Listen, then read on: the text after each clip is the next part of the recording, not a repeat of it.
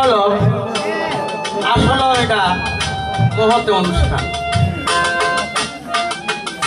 আল্লাহর ওলি করে শামা গাওয়ালের অনুষ্ঠান। এখানে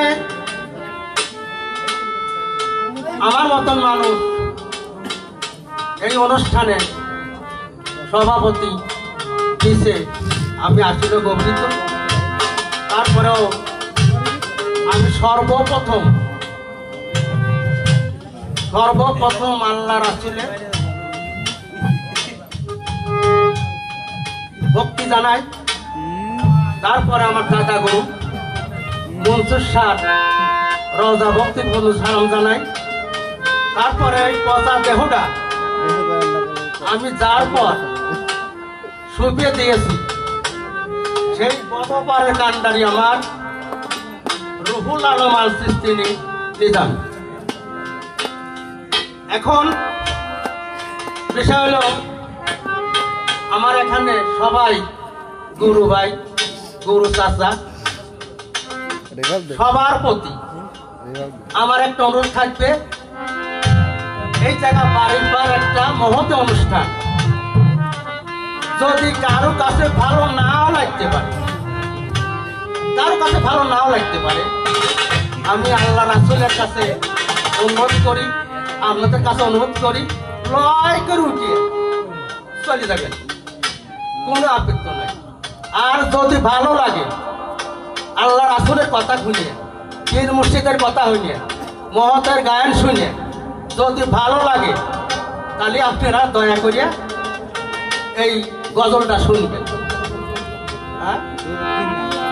হ্যাঁ, নীরবে বসিয়া শুনবেন। আমি সবারই করজোর করিয়া অনুরোধ করছি।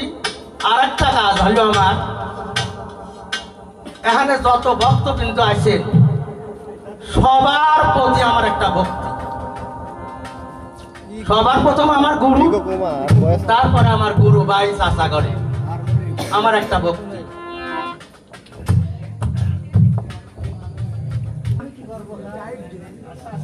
জনাবে মোহাম্মদ আহমদ মুস্তফা, মোহাম্মদ মুস্তফা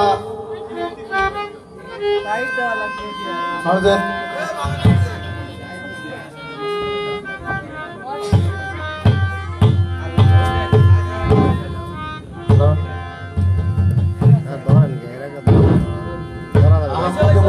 মোহাম্মদ মুস্তফা জনাবে মোহাম্মদ সাল্লাল্লাহু আলাইহি সাল্লাম তার পাক রওজা মুবারক আমার ভক্তিপূর্ণ সালাম। হযরত শাহী মনসুর শাহ দাদা গুরু তার পাক চরণে আমার ভক্তিপূর্ণ সালাম। এ বিশ্বে যত ওলিয়া আউলিয়া ফরিদ দরবেশ গাউস পাক যে যেখানে আছে তার সবার প্রতি আমার ভক্তিপূর্ণ সালাম। এই আসরে গণ্যমান্য যারাই আছে সবার প্রতি আমার রইল সালাম। হিন্দু দাদাদের প্রতি রইল নমস্কার।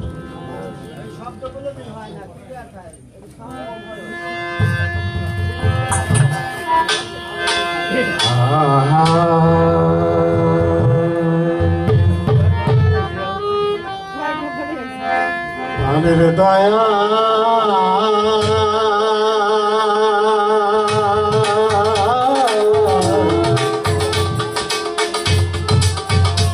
আনের দয়া